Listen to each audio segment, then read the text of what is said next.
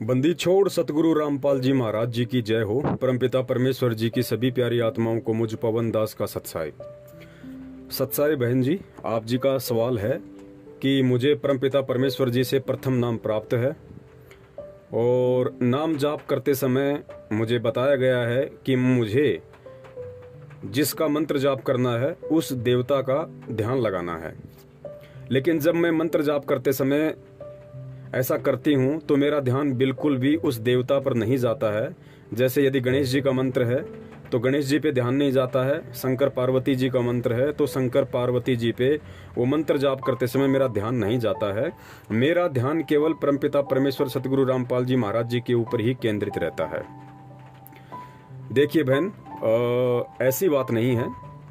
परमेश्वर ने जो विधि बताई है उस विधि से यदि हम मंत्रों का जाप करेंगे तो अवश्य हमें सफलता मिलेगी और हमारा ध्यान उसी हिसाब से लगेगा जिस हिसाब से परमपिता परमेश्वर सतगुरु रामपाल जी महाराज जी ने हमारे को लगाने के लिए आदेशित किया है। तो बहन, आपको यहाँ थोड़ा सा समझने में त्रुटि हुई है। आपने कहा कि मुझे ये कहा गया है कि मैं जो भी मंत्र जाप करूं उस भगवान का मुझे ध्यान करना है, लेकिन ऐसी बात नहीं है बहन।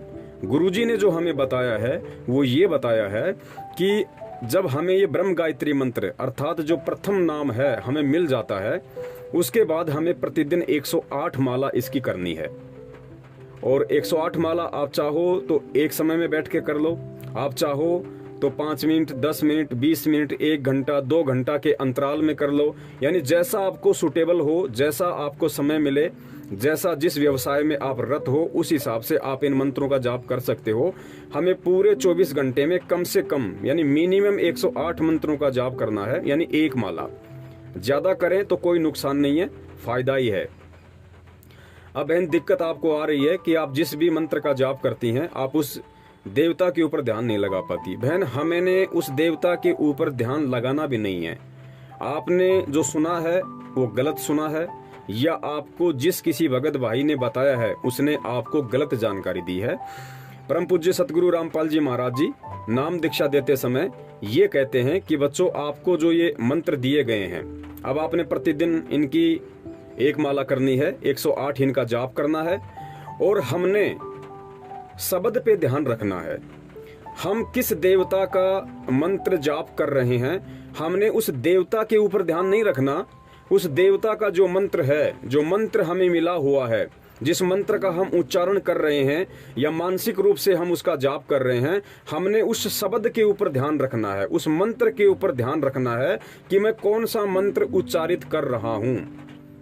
जैसे मान लीजिए हमें परमात्मा ने एक मंत्र दे दिया कि राम राम राम राम श्याम श्याम श्याम श्याम, तो राम राम राम राम बोलते समय हमने श्री राम के ऊपर ध्यान नहीं रखना। श्याम श्याम श्याम श्याम बोलते समय हमने श्री कृष्ण जी के ऊपर ध्यान नहीं रखना। अगर हम राम राम राम राम बोल रहे हैं 4 बार तो हमने उस राम शब्द पे ध्यान रखना है कि मेरे मुख से, मेरी जिह्वा से कौन सा शब्द बाहर निकल रहा है, उस शब्द के ऊपर हमने ध्यान रखना है। और गुरुजी ने फिर ये कहा कि बीच बीच में 1 या 2 बार आपको ये भी ध्यान होना चाहिए, ये भी ध्यान आ जाना चाहिए कि मैं किस देवता का मंत्र जाप कर रहा हूं या कर रही हूं। अगर मैं राम राम राम राम बोल रहा हूं तो 108 की हम जो माला करेंगे उस 108 में 108 मंत्रों में हमें 2-4 बार उस राम की शकल भी याद आ जानी चाहिए। ये शुरुआती समय के लिए, जब भगत परमात्मा से जुड़ता है, प्रथम बार ये मंत्र प्राप्त करता है, तो परमात्मा ने उसको ये विधि बताई है ताकि फिर धीरे धीरे फिर उसको मालूम पड़ जाएगा कि मैं जो राम राम राम राम जाप कर रहा हूँ वो कौन से देवता का है। उसकी शकल ऑटोमेटिक हमें ध्यान रहती है। तो शुरुआत में केवल कि हम किस देवता का मंत्र जाप कर रहे हैं, 1 या 2 बार उस पूरी 108 मंत्रों में से केवल 1 या 2 बार ही या 3 बार हमने उस राम जी की शकल को ध्यान रखना है। अगर हम गणेश जी का मंत्र कर रहे हैं तो हमने 108 मंत्रों में से जब हम एक माला पूरी करेंगे 108 मंत्रों की, तो हमने हर बार गणेश जी की शकल को ध्यान में नहीं रखना, बीच बीच में 2-4 बार बस, ताकि हमें याद हो जाए, ताकि आने वाले समय में फिर हम बिल्कुल निसंशय होकर उनका जाप करें। फिर आगे हमें उन देवताओं का ध्यान करने की जरूरत नहीं है। मान लीजिए आप जी प्रथम मंत्र जाप कर रहे हैं, फिर आपको 4 महीने बाद में या 6 महीने बाद में या 1 साल में आपको सतनाम मिल गया, तो आपका अच्छे से अभ्यास हो चुका है, आपको अच्छे से पता चल चुका है कि गुरुजी ने मुझे जो प्रथम मंत्र दिए हैं वो किस देवता के मंत्र हैं। तो फिर हर बार आपको उस देवता का ध्यान लगाने की जरूरत नहीं है, आपको केवल उस मंत्र के ऊपर ध्यान लगाने की जरूरत है, ऐसा गुरुदेव ने बताया। तो बहन इस तरीके से आप जी कीजिए, परमात्मा दया करें। और बहन जी इस बात को हमारे पूज्य गुरुदेव जी ने एक एग्जाम्पल दे के भी समझाया कि मान लीजिए आपने किसी से 1 लाख रुपया उधार ले रखा है, यानी आपके ऊपर किसी व्यक्ति का 1 लाख रुपए का कर्जा है, और आपको कोई काम मिल गया, कोई मजदूरी मिल गई कि भाई आपको 10,000 रुपये महीने का मिलेगा, आपको ये मजदूरी करनी है और इस व्यक्ति का कर्जा चुकाना है। उसके बाद उस व्यक्ति ने क्या करना चाहिए?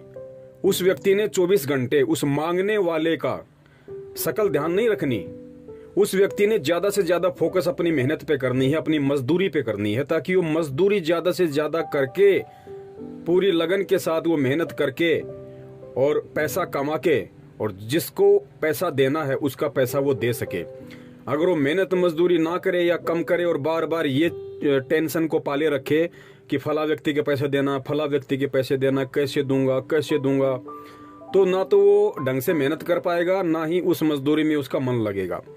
तो गुरुजी ने बताया वो समझदार व्यक्ति को चाहिए कि उसको जो मजदूरी मिल गई है वो कर्जा उतारने की, उस मजदूरी पे ज्यादा फोकस करना चाहिए, मांगने वाले की शकल को ज्यादा ध्यान नहीं रखना। उसकी शकल ज्यादा ध्यान रखने से कर्जा नहीं उतरेगा, कर्जा वो मजदूरी करने से उतरेगा। तो ठीक इसी प्रकार हम जिन भी देवी देवताओं के मंत्र जाप करते हैं गुरुजी के निर्देश अनुसार, तो उन देवी देवताओं का हमारे ऊपर ऋण है, कर्जा है। अब उनका कर्जा चुकाने का एकमात्र जो तरीका है वो गुरुदेव जी के मंत्र हैं। तो हमारे लिए ये मजदूरी है, हमने ये मेहनत करनी पड़ेगी, मजदूरी करनी पड़ेगी, और ऑटोमेटिक इस मजदूरी से उनका ऋण चूकती होता जाएगा।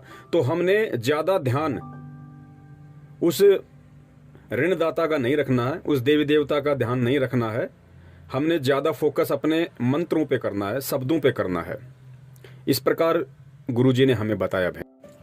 और एक विशेष बात और है बहन जी, यदि आप मोबाइल में मंत्र जाप करती हैं, जो गुरुदेव जी ने हमें 26 मिनट की एक ऑडियो या फिर वीडियो इन मंत्रों का बना के दिया हुआ है, यदि हम मोबाइल से मंत्र जाप करते हैं तब तो कोई दिक्कत नहीं है, क्योंकि मोबाइल में मंत्र जाप करने से पहले परम पूज्य परमेश्वर सतगुरु रामपाल जी महाराज जी सबसे पहले सतगुरु देव जी की जय बोलते हैं। तो ये गुरु जी का आदेश है कि मंत्र जाप करने से पहले हमने सबसे पहले सतगुरु देव जी का जयकारा लगाना। तो वीडियो मंत्र में तो गुरुदेव जी ने स्वयं ही जयकारा लगाया हुआ है, तो उनके साथ साथ हमारा भी जयकारा लग जाता है। यदि आप मंत्र का जो कार्ड है या बिना कार्ड के वैसे यदि आप जाप करना शुरू करती हैं, तो उस समय हमें विशेष तौर से ध्यान रखना है, जब भी हम माला हाथ में लेके बैठे बिना मोबाइल के, तो हमने सबसे पहले सतगुरु देव जी की जय बोलनी है, उसके बाद हमने मंत्रों का उच्चारण करना है, जाप करना है। सत साहिब जिन्होंने उपदेश लेना है, प्रथम नाम देता हूँ, मेरे साथ साथ बोलना, और इस मंत्र का जाप करने से पूर्व परमात्मा की जय बुलानी है। बोलो सतगुरुदेव की जय। बंदी छोड़ कबीर साहेब की जय। बंदी छोड़ गरीबदास जी महाराज की जय। स्वामी रामदेवानंद जी गुरु महाराज की जय। अपने गुरु महाराज की जय। अब मेरे साथ बोलना जैसे मैं बोलूं।